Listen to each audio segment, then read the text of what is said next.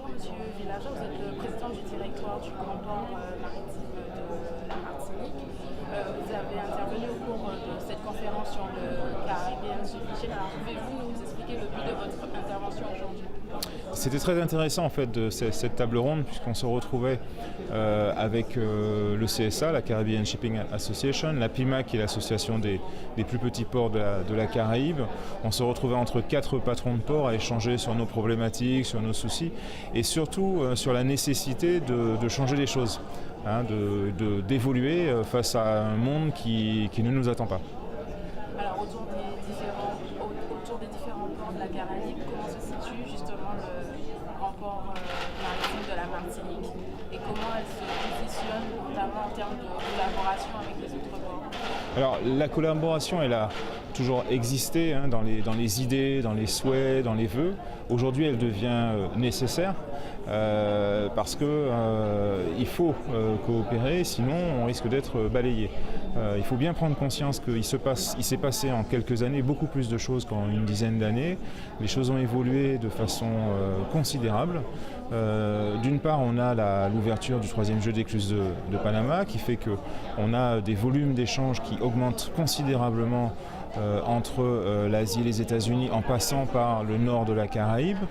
À côté de ça, on a un phénomène mondial qui est la massification des échanges, c'est-à-dire qu'il y a de plus en plus en fait, de choses qui transitent sur les bateaux. Et pour rechercher des économies, les armateurs mettent des bateaux de plus en plus grands. Donc ces grands bateaux cherchent des ports pour les recevoir. Et donc on a un peu une course aux infrastructures portuaires qui doivent se développer, sinon périr. Et donc c'est ce mouvement qu'on a observé les 5 ou 6 dernières années et qui devient aujourd'hui quasiment insoutenable parce que pour définir un bateau il faut quelques mois, pour le construire il faut quelques années, mais pour qu'un port se mette au niveau des bateaux il faut 15 ans, 20 ans. Donc il y a de très grands risques qu'en fait les ports ou les États s'endettent considérablement pour construire des infrastructures qui seraient peu ou mal utilisées.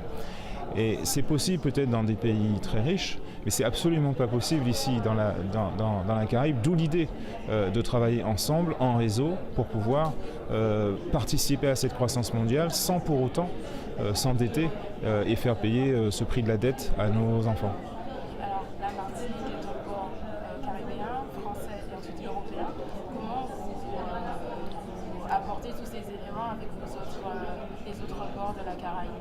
Alors c'est ça qui est très intéressant, comme vous dites. Donc, on est d'abord le port de la Martinique.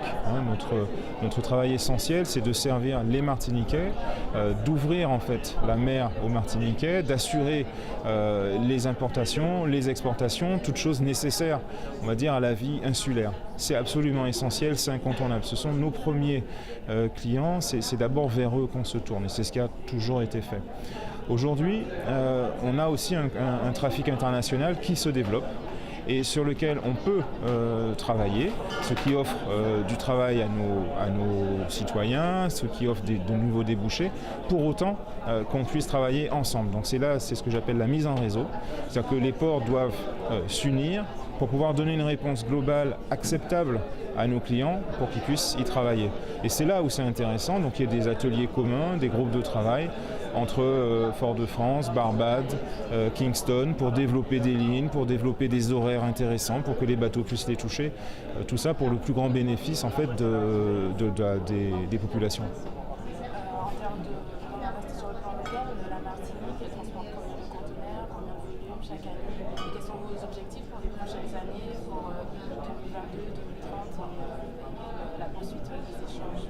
Alors notre objectif principal en fait c'est de rester au contact, d'être au contact de la Martinique, de servir notre territoire et pour ça il va falloir se développer. Donc sur différents secteurs d'activité, le port de Martinique a la chance d'évoluer sur 4 secteurs principaux.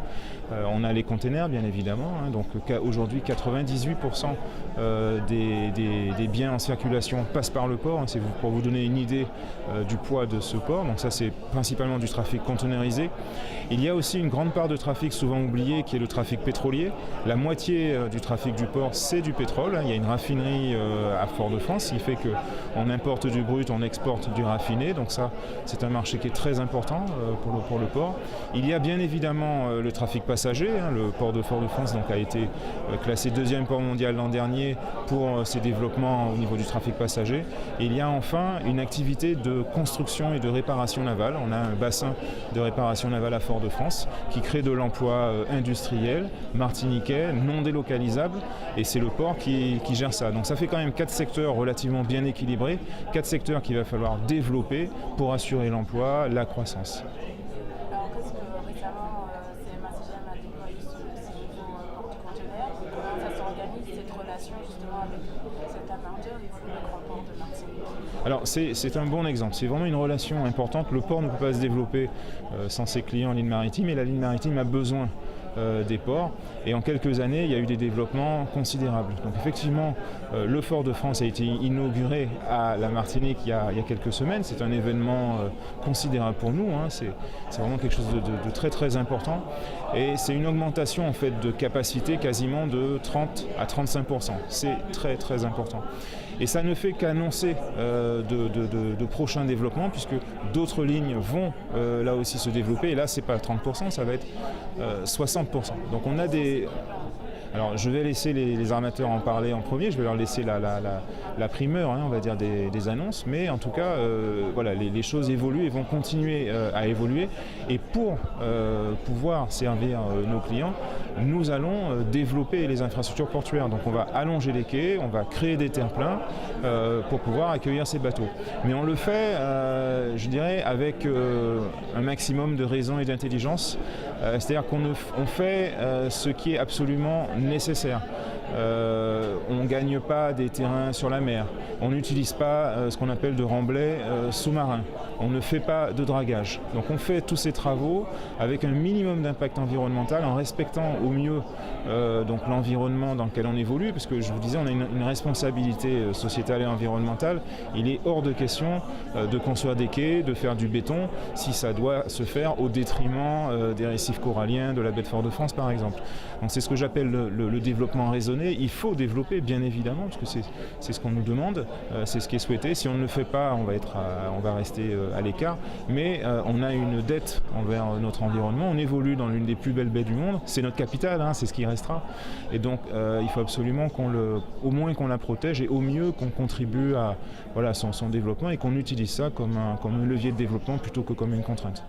Dernière question, comment justement jouer avec ces décisions? D'un côté, vous avez le respect de l'environnement, et de l'autre côté, vous avez un peu le marché qui est de plus en plus globalisé, avec de plus en plus de volume. Comment vous jouez sur les deux pour avoir un port équilibré qui répond à tous ces objectifs?